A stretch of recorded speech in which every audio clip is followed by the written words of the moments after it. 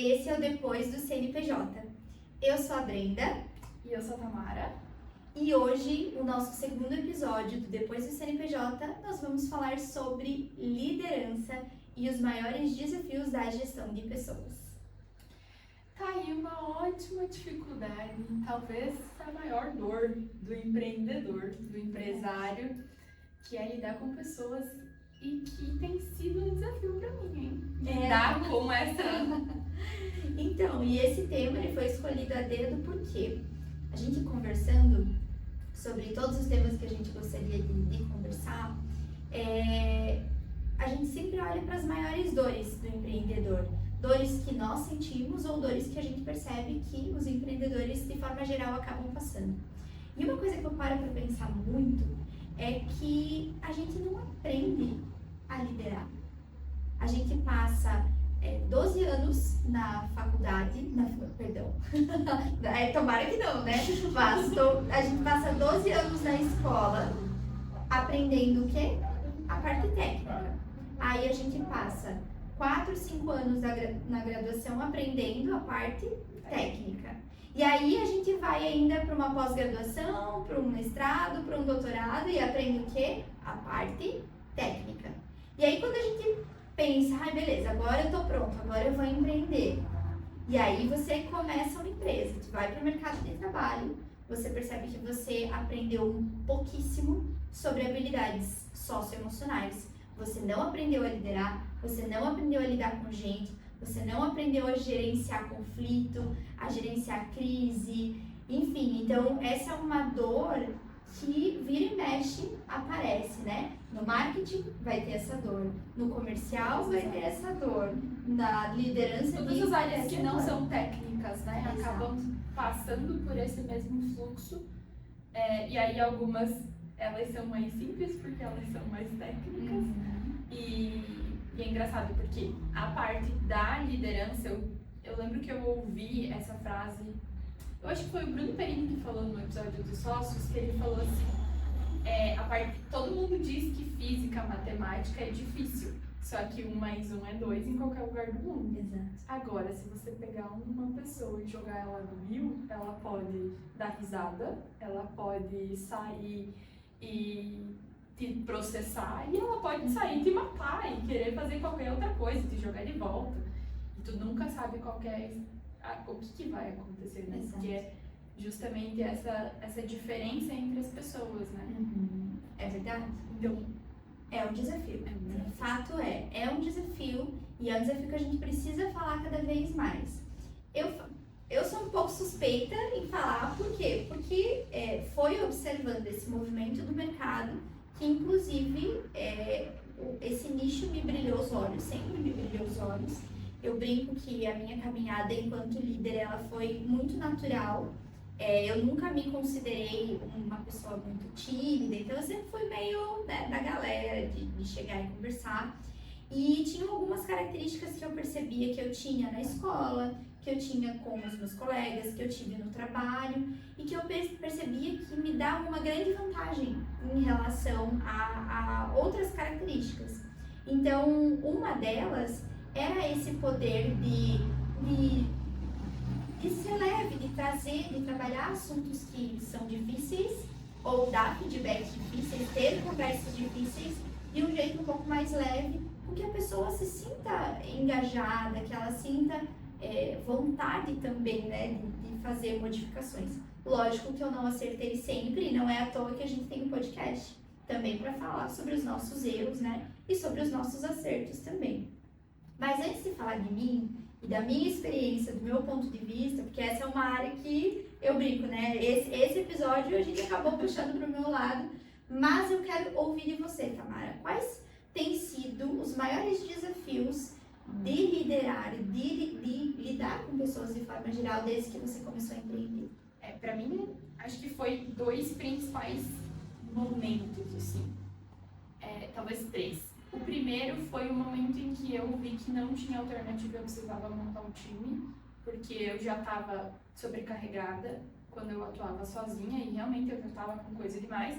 Eu até acho que eu demorei mais do que eu deveria, e aí quando isso aconteceu, Eu brinco que na época eu contratei 2 pessoas, uma em sequência da outra, e eu falava, como assim? Nós somos em 13, eu tô com o triplo de trabalho, não faz sentido. Porque, óbvio, eu não entendia que tem um processo de treinamento, de adaptação, e que logo depois dessas 2 pessoas ficou mais fácil de entender. Então, acho que esse foi o primeiro momento. O segundo momento foi o momento que eu entendi que eu tinha um time. E aí foi engraçado, acho que até a gente conversou um pouco sobre isso, porque pra mim, a gente trabalhava junto, eu e as pessoas que trabalhavam comigo, meus colegas. Eu já tinha 4 pessoas no time nessa época. E, sabe, tá todo mundo fazendo seu trabalho, eu passo a tarefa pra todo mundo, mas, assim, eu não me via nessa posição de ter um time, de ter que ter ações de liderança para estimular eles a fazer alguma coisa, ou enfim, para gerir uma coisa de uma forma diferente, ou até para conseguir fazer com que o objetivo final do todo e não das tarefas individuais acontecessem. E aí eu parei, eu falei, eu preciso tomar algumas ações de liderança. Preciso assumir meu lugar de líder desse time. Isso, e aí foi um processo interno de aceitação, porque eu sempre assumi a liderança das coisas, mas eu nunca geria muito bem as pessoas. Então, tem que fazer? Beleza, daqui que eu faço. Quem quer ser o primeiro a fazer tal coisa? Beleza, eu vou lá. Isso. Eu sempre tive muito esse ímpeto de puxar a frente. Mas hoje, olhando para trás, eu vi que gestão de pessoas e organizar as pessoas de uma forma com que faria sentido, eu nunca desenvolvi isso muito bem. Então aí foi um grande momento, assim, para mim, e que o grande desafio era: que líder eu quero ser? Como que eu organizo isso para eu ser diferente dos meus líderes ruins e para eu conseguir organizar o time de uma forma que eu acho que faz sentido. E ao mesmo tempo eu comecei a pensar qual que é a cultura da empresa que eu quero daqui para frente, porque isso é um momento que dá início a tudo isso, né? E foi bem complicado, assim, eu acho que hoje ainda é uma das questões, mas passando um pouco de tempo e chegando no momento atual, eu acho que hoje é conseguir gerir as pessoas de acordo com as necessidades e as individualidades de cada um, sempre buscando o objetivo final do trabalho, da empresa, do grupo como um todo, porque o grupo como um todo, a empresa em si, ela tem um objetivo e todo mundo ajuda ele a ser alcançado para o benefício individual de todo mundo também, não só pro benefício da empresa ou do empresário em si. Essa é a minha visão. Então, para mim, foram esses 3 desafios. Quais eu superei? Acho que só o primeiro, que eu aceitei que eu tinha que delegar. E hoje eu amo delegar, eu tenho que me cuidar, porque daqui a pouco tem gente demais. Mas os outros 2 eu acho que ainda tá em processo de maturação, assim, e aprendizado, inclusive. E é um desafio real. Esse primeiro, vamos falar de um desafio de cada vez, então, pra gente aprofundar um pouco melhor. Quando a gente reconhece que precisa, de fato, ter mais pessoas no time, mas que ter mais pessoas demanda mais tempo, eu vejo que essa é uma grande falha, principalmente naquele momento que você deixa de ser um profissional autônomo, porque você, isso que você falou, né, desde criança, sempre teve essa característica de puxar a frente das coisas, de puxar a frente do grupo. Ela é uma característica muito boa e talvez seja uma característica de pessoas mais dominantes, né? E te conhecendo, dá pra perceber que você tem essa dominância no grupo. Mas isso não necessariamente tem a ver com uma boa gestão. É muito importante esse teu insight, porque tem muitas pessoas que acham que eu sei conversar sei, né, tomar frente de projetos, sei conversar com as pessoas, sei me expressar, isso é o bastante para eu conseguir ser um bom líder. E não é, porque é um equilíbrio de interesses, né? E eu diria que essa é uma das grandes falhas da primeira liderança, que é não querer fazer tudo sozinho. Porque é óbvio que você consegue fazer aquilo melhor. Há quanto tempo você estava fazendo aquela tarefa, não melhor necessariamente na execução ser perfeita, mas no nível que você gostaria que o teu time fizesse.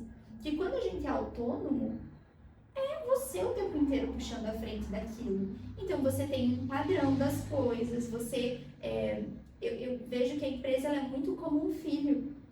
Para muitas pessoas ela toma o lugar de um membro da família. Eu falo que eu não tenho um cachorro porque minha empresa dá trabalho demais. É isso, e dá muito trabalho mesmo. E você cuida, tu sabe qual foi o início de cada coisa que você construiu. Então agora, eu simplesmente entregar o meu filho para outra pessoa cuidar, seja de uma etapa do desenvolvimento dele, é difícil pra caramba. É uma dor, né? Inclusive. Exato. Eu acho que esse é o momento, inclusive, que ou você decide ou você aprende se o que eu comentei no primeiro episódio, que era se você quer ter uma empresa, você quer ter uma profissão para você. Porque é um momento que você começa a se deparar com realidades diferentes. E aí aqui sem julgamento de valor nenhum, cada um escolhe o que faz sentido para si. Mas eu acho que esse é um dos momentos em que o empreendedor, em que ele sai, às vezes, desse papel de autônomo, né? Prestador de serviço, para começar a pensar na empresa como uma corporação, como uma instituição por si só, e não só você enquanto está trabalhando, né? No meu caso demorou um pouco mais, porque para mim estava todo mundo trabalhando e a gente estava até o time. E essa pergunta, esse insight que você trouxe, ele traz um outro questionamento, que eu vejo que é uma segunda grande dúvida que os empreendedores têm, que é: eu contrato para crescer ou eu cresço para contratar? O que eu faço primeiro? Me chamou a atenção o que você falou, que primeiro você cresceu e talvez você até perdeu um pouco o timing de quando deveria ter sido essa contratação. Qual que é a tua opinião hoje? No meu caso, para mim foi fundamental crescer para contratar por uma questão de segurança individual e financeira. Porque eu consegui fazer um caixa que me proporcionava ter flexibilidade em relação às pessoas que eu ia contratar. Quando eu fiz a minha primeira contratação, eu tinha caixa para o salário daquela pessoa de 6 meses. Perfeito. Sim, isso me fez atrasar a contratação e sofrer por conta disso. A adaptação demorou um pouco mais, eu acredito, né? Eu tive uma dificuldade com os clientes, inclusive, porque é um momento de transição de algumas coisas. Então eu acho que eu sofri muito por isso e eu sofri individualmente, mas como para mim essa segurança financeira, por talvez eu ser a única sócia da empresa, então esse peso tá só sobre mim, foi importante. Se eu deveria ter feito assim ou não, sim, eu acho que sim, mas hoje... Você faria a mesma coisa hoje? Se eu tivesse naquele momento de empresa, sim. Hoje eu sou mais amiga do risco e eu tomo um pouco mais de risco, assim. E eu consigo entender que por mais que as coisas comecem a dar errado na empresa, tudo não vai desmoronar de um dia para o outro. O Luciano, que é meu sócio da COP, ele fala das microfalências até uma falência real. Então tu começa a perceber que as coisas estão dando errado e dá tempo de você organizar as coisas para aí mudar o rumo ou enfim, decidir desvincular as coisas até realmente chegar a uma falência eventual, né? Então, pro momento eu acho que foi importante pessoalmente para eu conseguir estar tranquila com a minha decisão. E hoje em dia eu tomaria um pouco mais de risco, até para conseguir crescer um pouco mais rápido depois. Porque aí foi uma queda. Mas claro, hoje você fala com propriedade de fala por quem passou pela experiência. Então talvez se você não tivesse passado por isso, você nem afirmaria hoje. Não, né? por isso que eu digo, eu faria a mesma coisa, eu acho, se eu estivesse naquela realidade. Para a realidade de hoje, eu já ajo diferente, eu vejo que tem outras ponderações, porque a gente muda, né? E a gente Sim. aprende coisas com todas as vivências. Então, Mas é muito importante isso, é um insight muito poderoso para compartilhar. Principalmente se você é um empreendedor que está nesse limbo, talvez, sabe? Porque é uma dúvida que você tem. Só que você precisa entender exatamente isso. Primeiro, qual é o teu modelo de negócio? Se você realmente precisa contratar essa pessoa, qual função ela vai exercer? Porque às vezes você está querendo contratar uma coisa para um cargo que não tem necessariamente função naquele momento. Talvez vai estar exercendo a mesma função que você, enquanto dono, não pode sair para não baixar a qualidade, entende? Então, a gente precisa sempre ponderar, e essa é uma coisa que a gente já falou e provavelmente vai falar muitas vezes aqui ainda. Eu tenho um pouco de receio quando as pessoas vêm com regra muito ditada, principalmente quando você fala de negócios, porque não existe receita de bolo, não tem como eu chegar para uma empresa e dizer assim, não contrata, é contratar para crescer, se você quer crescer você tem que contratar, mas qual é o momento disso? Qual é o momento de inteligência emocional? Então você precisa estar ciente de que vai te exigir mais tempo. A sensação é que, como assim, eu tenho 3 pessoas agora e estou trabalhando 3 vezes mais. Por quê? Porque treinar dá trabalho. Outro desafio que é muito comum na liderança é a questão de delegar tarefas.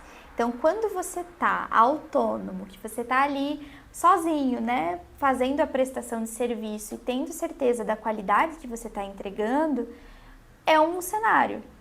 Mas quando você tem outras pessoas no time, você precisa confiar nessa outra pessoa para fazer e desenvolver aquela tarefa tão bem quanto você. Eu diria que essa é uma grande pedra no sapato que as pessoas têm. E como que você tem lidado com isso, dona Tamara? Quando eu confio na pessoa, sabe? Até o momento em que eu deixo de confiar. E aí, talvez, que é um dos grandes problemas, porque... Então, pra mim... Deixa eu voltar um pouco. Eu tenho muita... o que a galera chama de humildade intelectual. Ou, enfim, tem outros nomes pra isso. Eu não vou ser a melhor pessoa a fazer as coisas do mundo. Eu não vou conseguir fazer a melhor entrega do mundo.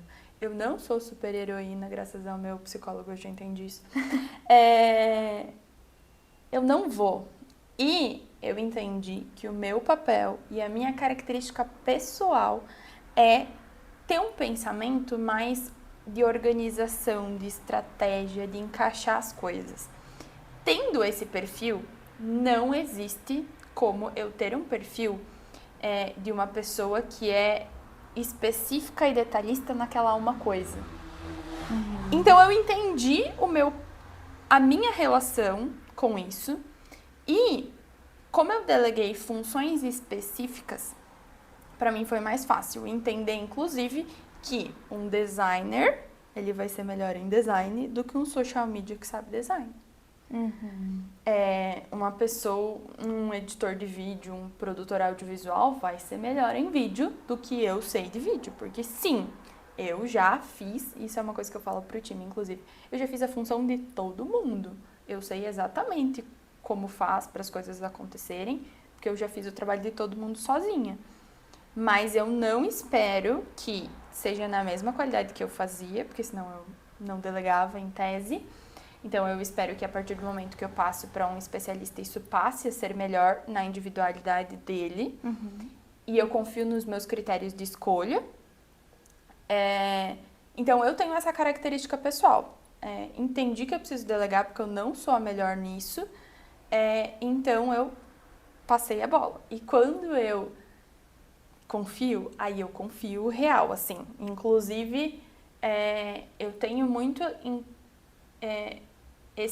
essa decisão de perguntar a opinião da pessoa quando eu tô em dúvida. Quando ela é especialista, ela pode contribuir com aquilo que a gente tá produzindo. Então, eu tenho muito essa relação. O meu problema é o momento em que eu perco a confiança, que aí foi, inclusive, o momento da meu primeiro desligamento, né? Porque aí eu começo a não me suportar por ter tomado aquela decisão. E é sempre eu comigo mesma nesse sentido. Então, o meu grande desafio foi esse. Na verdade, nem é confiar, porque eu tomei a decisão e vamos. Mas, e aí, fazendo a segunda parte da tua pergunta, como que é esse processo de aceitar a revisão, né? E assumir esse papel total de revisão? Agora, nesse momento da empresa, eu literalmente não faço nenhum ponto da parte de produção de conteúdo. Eu deleguei todas as partes. Hoje eu fico com revisão e estratégia. Estratégia não de conteúdo, mas de marketing dos clientes. Então, eu já estou numa fase em que tudo não é feito por mim. Salvo quando o time precisa de mim, por uma demanda maior, enfim, eu consigo cobrir todo mundo. Então, acaba que eventualmente isso acontece. Então, é uma posição diferente agora. E aí, o meu desafio, muitas vezes, é cobrar as pessoas para aquilo ficar da forma. Ou então, traduzir como eu quero que as coisas fiquem para outra pessoa. E aí, eu acho que é um desafio de clareza na comunicação, inclusive. E nem tanto numa posição de mandar, sabe? Eu acho que é conseguir ter essa clareza e passar para a pessoa. Mas também tem a ver com mandar, né? Eu vejo, o delegar, é o você dar aquela tarefa para que a pessoa faça. Às vezes a gente fala o mandar no sentido ruim da coisa, mas dentro de uma hierarquia de trabalho, a gente vai ter tarefas que a gente precisa, né, pedir para que a outra pessoa faça. Lógico que existem 999 formas de a gente fazer e dar, né, esse comando de uma forma que a pessoa se sinta mais engajada ou não tão engajada assim, né? E é um grande desafio. Eu acho que, inclusive, eu falei esse mandar nesse tom porque é uma questão. Uma questão interna que você está trabalhando. Exato. Porque, para mim, desde sempre, é difícil pedir as coisas. Pedir ajuda. Pedir... não só ajuda, mas aceitar a ajuda quando ela vem voluntariamente. Então, tem esse ponto. Além disso, a minha linguagem do amor é atos de serviço. E aí... tem esse espaço de liberdade do outro fazer as coisas por mim. E eu tomo muito cuidado em colocar as coisas nos seus lugares, entende? Emocionalmente falando. Então, essa relação de trabalho tem isso envolvido. E aí, às vezes, eu sinto que eu tenho mais dificuldade de pedir as coisas e às vezes até de exigir as coisas como as coisas devem ser feitas, por eu não ter isso tão bem trabalhado dentro de mim, sabe? É uma coisa que eu acredito que eu posso melhorar, inclusive. E aí, por isso que eu acho que saiu no tom que saiu, sabe? Entendi. Mas um ponto interessante que você me deixa pensativa e que tem muito a ver com o que eu trabalho dentro das consultorias em gestão de pessoas. É o fato de você definir muito bem esses papéis. Quando você está à frente de um time, você precisa ter muito claro quais são os papéis de cada pessoa.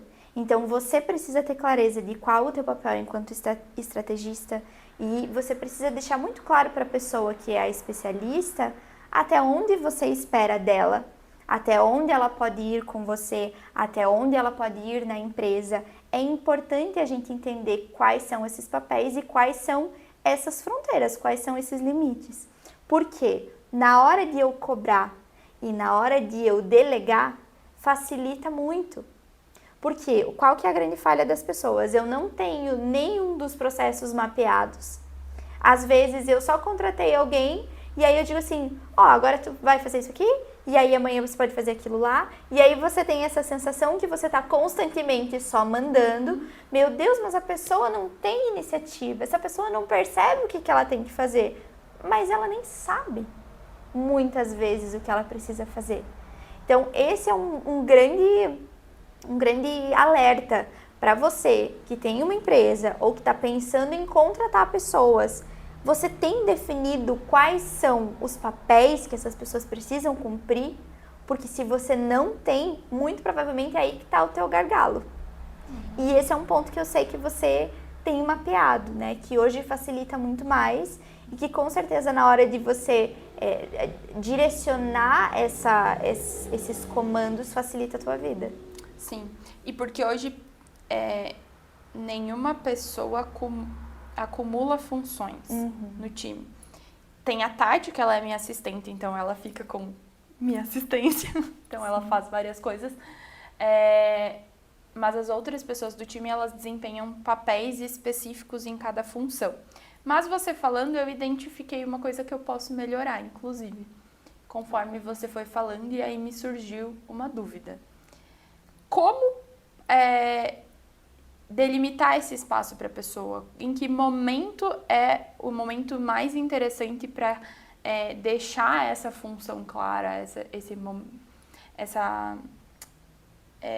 essa descrição do que a pessoa precisa fazer, né?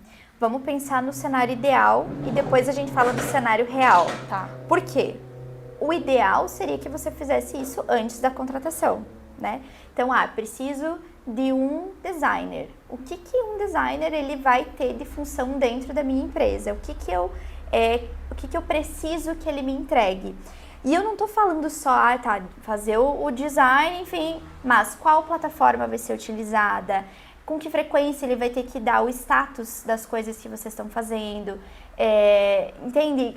Qual é a metodologia? Minúcia, né? Exato, qual é a metodologia de trabalho de dentro da tua empresa?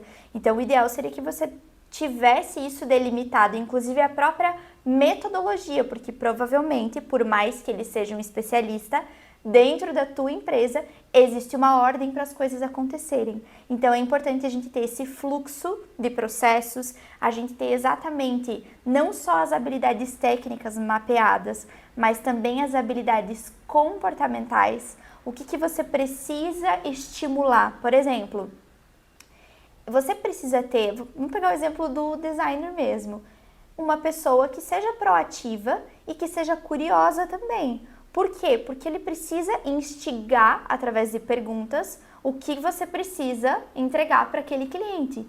Se eu tenho um designer, por exemplo, muito passivo, que só vai receber as ordens, né, como a gente vai falar a grosso modo, e não pergunta nada, existe uma chance dele acertar de primeira. Mas na maioria dos casos pode ser que ele não vai entregar exatamente o que você quer. Porque quanto mais informações ele tiver, quanto mais proatividade e curiosidade para identificar exatamente aquilo que você precisa entregar, menor a chance de erro nesse cargo em específico. Então você precisa dizer isso para a pessoa na hora da contratação, na primeira entrevista. Esse é o cenário ideal. Tá. Vamos para o cenário real. O cenário real é o que a maioria das pessoas enfrenta. Brenda, não fiz isso. Já tenho a pessoa dentro do meu time. E agora? Não dá mais tempo? Dá. Dá, mas é preciso entender também que talvez eu não vá conseguir implementar todas essas mudanças numa tacada só. Porque pode ser que a pessoa se assuste, pode ser que a pessoa diga assim, não, mas não foi isso combinado, né? Não foi isso que a gente falou lá no início. Então, a gente também precisa olhar o que é prioridade de urgência, sabe? O que é prioridade de fato. Não, eu preciso que a pessoa passe a desenvolver essa tarefa. Então, foca nela. Vou ficar 1 mês focada nela. No próximo mês, a gente vai avançando, entende? Então, eu percebo que isso vai ajudando também. E outra ideia para um cenário real seria a gente fazer uma reintegração desse colaborador. Porque a gente vai mudando. E se tem uma característica que me chama a atenção de empresas menores, é que a gente muda muito enquanto empreendedor e isso reflete diretamente na empresa. Então, em um ano, tem pessoas que às vezes não sentem que mudam tanto de mentalidade, não mudam de ideia, não mudam muito de opinião. E para o empreendedor, às vezes, é bem como tu falou, né? Picos e vales. Tu tá ali, não, o que eu falava no início do ano já não é bem assim que eu penso. Então, você precisa também deixar isso claro para a equipe, que esse é um processo em construção. Muito legal esse termo que tu trouxe da humildade intelectual, e eu vejo que essa é uma dificuldade que as pessoas têm também, né? De ser humildes. Você, enquanto líder, tu não precisa ter todas as respostas. E nem deve ter. Tu não precisa ter. Tu não precisa ter esse peso. Mas muitas pessoas se colocam, né? Sim. Não sei se eu respondi tua pergunta da forma como tu gostaria. Sim. E eu pensei em outra coisa agora. Nesse exemplo do designer mesmo, a gente pode usar. Como passar a informação com clareza e objetividade para aquilo que você quer e deixar a pessoa criar. Então, se deixar você a pessoa já tem... pensar naqueles stories que eu te respondi, lembra? Boa. E é muito importante. A gente precisa ensinar a pessoa a pensar. Isso é uma tecla que eu bato muito, que eu defendo muito. Porque se a gente dá tudo mastigado, do jeito que a pessoa precisa fazer, tu concorda comigo que eu também estou reforçando esse comportamento de dependência de mim? E tem muito líder que gosta desse papel de ter uma equipe dependente. Só que aí qual é o ponto? Se você não tem uma equipe pensante, Deus me livre. Você não pode ficar doente. Aqui eu sempre penso naquilo que a gente não pode escolher. A maioria das pessoas dizem assim, mas aí você não pode tirar férias, você não pode viajar. Não, mas e se você ficar doente? Que aí você não pode, não tem escolha. Isso é um baita problema, você ter uma equipe dependente. Então você precisa dar ferramentas e estímulos, acima de tudo, para aquela pessoa pensar fora da caixa e ela também pensar parecido com você, ao mesmo tempo que seja diferente, não precisa acatar tudo que você diz, mas também ter uma linha de pensamento parecido. Por isso que é importante no próprio recrutamento a gente identificar pessoas que tenham valores parecidos com os nossos, né? Porque é muito mais fácil de você lidar com uma pessoa que tem valores parecidos. Mas voltando para a tua pergunta, lógico que tem também algumas estratégias para você conseguir se comunicar com o teu liderado de uma forma mais clara. O que eu recomendo, e recomendo fortemente, que você dê o comando, você dê a instrução e você peça para a pessoa repetir nas palavras dela, do jeito dela, o que ela entendeu daquele comando.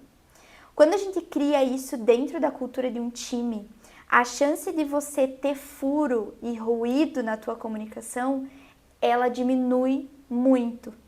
Por quê? Porque você já está garantindo ali, na hora daquele comando, se a pessoa captou a mensagem ou não.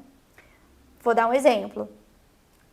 Fulano, eu preciso que você desenvolva um material que tenha esta característica. Eu gostaria que você adicionasse tais cores, o cliente tem este perfil. Qual vai ser o material que você precisa desenvolver então? Me fala nas tuas palavras para eu ter certeza que a gente está falando a mesma língua, que a gente está pensando do mesmo jeito. E deixa a pessoa falar nas palavras dela. Dê esse espaço. E a tua terceira necessidade era referente a como lidar com esse sentimento, né, do liderado, como lidar com essa gestão de emoção, de emoções, na verdade, muitas emoções dentro de um time, né?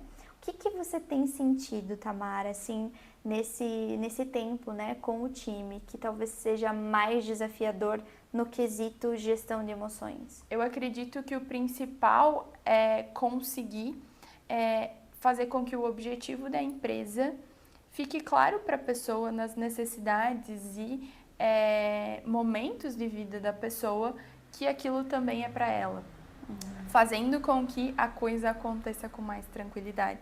Porque essa é a minha forma de ver, é a minha forma de entender a empresa e as pessoas que estão ali.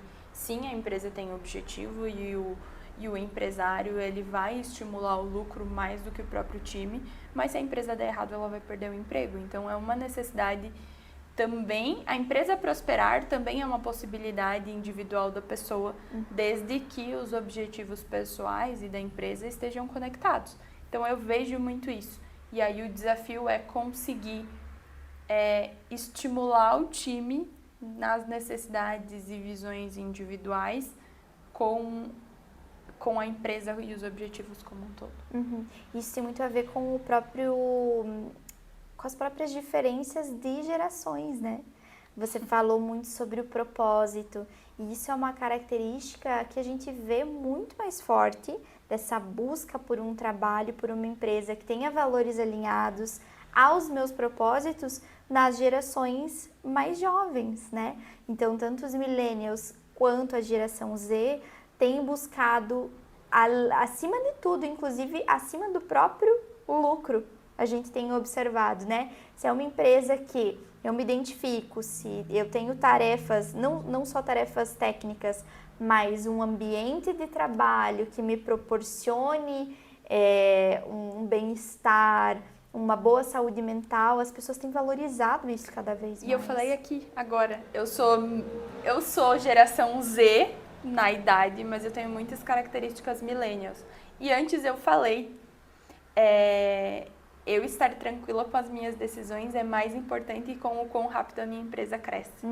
Então é exatamente... É um pezinho na Z, né? Tu sentiu. É o pezinho na Z. Não, e eu acabei de lembrar justamente, eu sinto que eu tenho características das duas. E aí você comentando agora, eu fiz algumas associações aqui, mas pode seguir. Eu também sou zillennial. Sabe que tem um termo para isso, né? Específico para quem é das duas, é zillennial. Nós duas somos zillennials, mas eu sou ao contrário. Eu já sou millennial por idade, mas fica bem ali na transição das duas. Mas eu tenho uma mentalidade muito forte de geração Z. E eu fico ofendida, dependendo da forma como falam. Por quê? Porque é muito perigoso a gente fazer generalização, sabe? E eu vejo que tá meio que até clichê as pessoas falarem mal das gerações mais jovens como se fossem só elas que tivessem problemas, né? Lógico que existe uma tendência de comportamento, mas isso não significa que todo mundo seja da mesma forma, né? E como se você não tivesse ouvido os teus pais falando mal de você, e seus avós falando mal de você, que o mundo tá perdido. Exato. Mas o mundo tá perdido faz tempo, né? Então não é de agora que a gente vê certas coisas acontecendo. Eu acho que agora a gente tem uma democratização desse tipo de conversa muito maior. Então, o peso que as coisas ganham também é mais intenso. Mas falando sobre mercado de trabalho em específico, e tem até a ver com a própria dinâmica que tem acontecido, as pessoas têm falado muito da própria diminuição da escala, né? O fim da escala 6x1, e a gente vê justamente na geração Z um movimento muito forte, né? De apoio a esse fim da escala. E é aí que está o grande X da questão. Como encontrar esse equilíbrio de lucratividade, porque as pessoas precisam de dinheiro.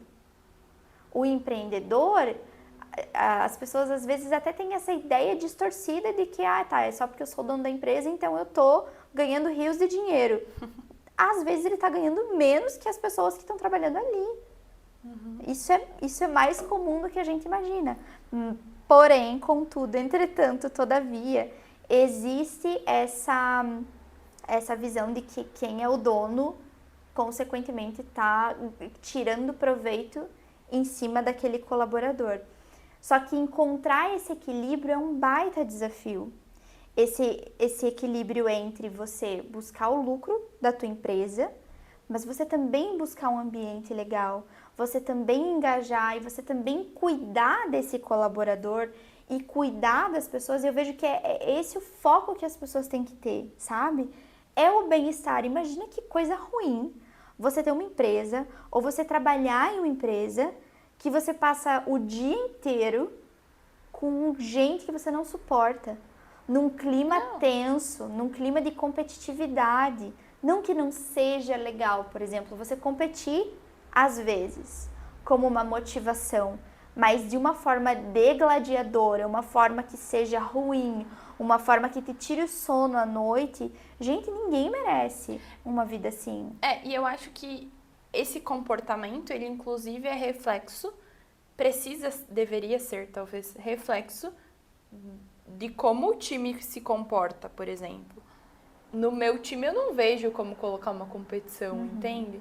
Para mim é muito mais fazer exercícios de dinâmica e colaboração do que competição. Mas eu vejo que outros times, outras culturas de empresa, inclusive, isso se torna muito legal e muito divertido. Já tive contato com clientes, inclusive em times comerciais, que isso acontecia muito. Mas aí é olhar para a individualidade e realidade daquele grupo de pessoas, né? E é muito isso que eu tento fazer. Tento fazer porque é um desafio constante, né? Tanto em conseguir proporcionar um ambiente na empresa que eu me orgulhe, de ter, que eu estimule isso, porque... E que você goste de estar também. Isso, porque aquilo que você comentou, a cultura da empresa, quando a empresa é menor, ela vai muito da energia do sócio, né? Do dono. O dono coloca muita energia para o negócio funcionar, até porque, na minha visão, é uma das funções dele. Isso reflete as características individuais dele. Então, eu tomo muito cuidado para conseguir fazer com que isso aconteça, sempre observando quem está do outro lado. Hoje, eu ainda faço todas as contratações. Então, acaba que eu tenho muito esse feeling, né? Esse sentimento de essa pessoa, porque essa pessoa tem essas características. Engraçado, eu segui o meu feeling na minha primeira contratação e depois isso saiu mais naturalmente. Então, eu tento sempre observar esses dois pontos. E aí, o desafio para isso, né? Tudo tem o ônus e o bônus, é que isso me exige uma carga mental e emocional para entregar muito grande, porque eu preciso me mensurar o tempo inteiro, todas as ações, todas as coisas. Essa que eu vejo que é a principal dificuldade para esse comportamento para o time, sabe? Mas eu posso te dar uma notícia? Talvez você não vai gostar muito dela. Isso vai ser sempre assim. No sentido de que você vai precisar sempre colocar energia no time e nas pessoas que estão abaixo de você. E abaixo, eu nem gosto muito de usar esse termo, mas é hierarquicamente falando, né? Conforme a tua empresa for crescendo, você talvez não vai ter contato direto com as pessoas que estão no operacional, né? Vão estar no operacional de outras funções. Mas você vai ter contato com os líderes que estão liderando essas pessoas que estão no operacional. E você vai precisar motivar esses líderes que estão no meio. E assim sucessivamente. Então, essa energia, ela vai talvez ser direcionada para pessoas em funções diferentes. Mas ela vai ser constante. E ela ainda assim, lógico, que vai depender do quanto você também quer estar envolvida na empresa e nos processos dela, né? Porque a gente também não pode pensar, vamos pensar aí num bilionário que tem um monte de empresa, ele não está em todas elas. A característica emocional dele, de energia, de vibe, ele não vai conseguir colocar em todas, né? Então, é possível fazer. Agora, quando a gente está falando da maioria das empresas, a maioria dos empreendedores que acaba, né, tendo pelo menos uma fonte de renda em específico, é inevitável que você vai precisar passar isso para o teu time. E mesmo que você tenha o próprio, pensando no bilionário, né, ele com certeza tem um time de gerentes, de proprietários, de franqueados, seja o que for, que ele vai precisar que tenha um gás parecido. Por quê? Para seguir um padrão e para trazer esses números e para ele conseguir fazer a estratégia, que é o ideal. O ideal é que o proprietário vai direcionando e vai ficando mais na estratégia, mas a energia é constante. Então essa é a má notícia. Má notícia não, vai ficar mais fácil com o tempo, mas vai ser constante, inevitavelmente. E lidar com gente é uma das tarefas mais recompensadoras que tem também. Pode ser frustrante, eu sei que nem sempre é mil maravilhas, A gente não vai ficar colocando borboletinhas e glitter em tudo, porque é perrengue, é perrengue. A gente precisa estar lidando com expectativas, né, de famílias, enfim, às vezes é o sonho da pessoa, é o teu sonho. Então, são vários fatores para você colocar na balança, mas ao mesmo tempo, quando você encaixa um time bom e você entrega um resultado bom e você consegue recompensar, não só emocionalmente, mas também financeiramente, sabe? E você ter gosto de contribuir com aquele time, não tem dinheiro no mundo que pague essa satisfação, sabe? Então é bem, bem importante. E eu sei que você tem essa mentalidade muito bem alinhada e tu sabe que eu te admiro muito enquanto empreendedora também. Hoje você tem um time que com certeza é reflexo disso, né? Reflexo dessa tua mentalidade que tá só crescendo cada vez mais, né? E nos desafios que isso também traz, né? É verdade. E aí, Brenda, para encerrar, é a minha vez de perguntar. Gosto muito de tecnologia e a IA vem com toda a força, com toda a voracidade que vem se falando sobre o assunto. E eu queria entender a tua opinião sobre a substituição da IA nas funções e nos times e como você vê que isso vem acontecendo e vai acontecer daqui para frente, né? O quanto isso vai realmente interferir nas funções dentro da organização. O que eu percebo sobre a inteligência artificial? Vai ficar para trás quem quer ficar para trás. Porque a ferramenta, ela é extremamente poderosa, só que você precisa de uma mente inteligente, criativa e resolutiva e que tenha emoção. E eu sei que a inteligência, por mais inteligente que seja, ela não substitui esse feeling, esse instinto humano. As pessoas precisam ter o bom senso na hora de usar ela. Não é simplesmente você dar um comando para o ChatGPT ou seja a plataforma que for e você copiar e colar. Isso as pessoas podiam fazer no Google antes, por exemplo, né? Mas ao mesmo tempo eu vejo que talvez não esteja sendo ensinado para as pessoas como utilizar a inteligência artificial, falando mais especificamente do ChatGPT, que hoje é a aberta, né? Como aplicar isso no mercado de trabalho de uma forma efetiva. Um exemplo, assim, hoje a gente eu bato o olho em legenda de post de Instagram, bato o olho em projetos que as pessoas desenvolvem e você consegue identificar rapidamente se é feito por uma inteligência artificial. Por quê? Porque as pessoas não se atentam a detalhes, entende? Que você precisa estar de olho e você precisa saber que o teu cliente logo mais ele também vai saber identificar. E aí, por exemplo, vamos falar de marketing. Como é que eu estou pagando uma empresa de marketing, um time, eu estou pagando um copy para isso, sendo que ele mesmo não está conseguindo usar a inteligência artificial a favor dele, entende? Por isso que eu digo, vai ficar para trás quem quiser ficar para trás. E vai aproveitar e vai usar dessa potencialidade quem assumir esse lugar de posição. É muito o que eu concordo também.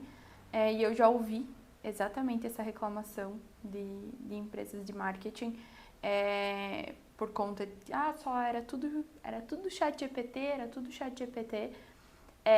porque a inteligência artificial hoje ela ainda só segue ordens. Exato. E ela só segue ordens com a base de informação que ela recebe. Se você não passar informação, ela vai responder com a base geral que ela tem. E aí, enfim, mas eu tô muito atenta a IA e tecnologia, gosto muito do assunto e eu vejo que isso é uma pauta que está ganhando corpo cada vez mais, até em questões de substituição de trabalho e coisa do tipo, mas eu ainda vejo que está em desenvolvimento. Tanto o que rumo vai tomar, quanto o aprender. A gente vai aprender a usar e aprender a identificar. Eu acho que vai ser natural do ser humano aprender a conviver com isso. Assim como a gente também aprendeu a identificar o que era um copia e cola do Google. Sim. Não é? Sim. Eu lembro que logo que eu tava... Até E aí, se a gente for mais longe, né? A gente sabe a diferença entre uma luz de um fogo e uma luz elétrica. Exato, exato. Deixa sinais, né? Deixa Isso, rastro. isso. A inteligência artificial, ela deixa rastro. Isso, Por enquanto, e por talvez esse é o enquanto, medo. exato. Mas, ao mesmo tempo, eu vejo que a tendência do mercado, e voltando, né, conectando esses dois temas, quando a gente fala de gerações que estão cada vez mais tecnológicas, que elas têm cada vez mais contato com a inteligência artificial, se você se desenvolver como um profissional que consegue, além de ter todo esse conhecimento tecnológico somado a uma boa gestão emocional e saber lidar com pessoas, esse vai ser o diferencial. Já é o diferencial do profissional no futuro. E não vai ser muito difícil de você se destacar no mercado daqui a uns anos. Por quê? Porque cada vez mais a gente vê pessoas que não estão tendo essa inteligência emocional, essa gestão de emoções, que não estão conseguindo usar a inteligência artificial a favor delas do jeito certo. Então, quem dominar essas duas esferas, com certeza vai ser destaque. Imparável. Exato. Isso aí. Eu acho também. E aí, o que achou do episódio de hoje? Esse assunto tem muito pano pra manga. Eu acho que dá pra virar uns 2, 3 aí, com certeza. Vamos voltar a falar desse tema. Eu guardei uma pergunta aqui no meu bolso pro próximo. Já tá montado, então. E a gente pede para que vocês também contribuam com dúvidas que vocês tenham. É muito importante essa contribuição de vocês para que a gente também traga uma conversa. O nosso objetivo é, lógico, eu e a Tamara estarmos aqui como hosts, né, e conversando diretamente, mas a gente também quer ter esse canal direto com vocês. Então, postem aqui nos comentários, comentem no Insta também, que vai ser um prazer estar conversando aqui sobre os assuntos. Vocês me encontram em todas as redes sociais como Tamara Tibola, falando um pouco mais de empreendedorismo no meu perfil pessoal e no perfil da empresa TT_Digital sobre marketing. E as minhas redes sociais são @BrendaPadilha e também @HighLevel. Obrigada, gente. Até a próxima. Até mais!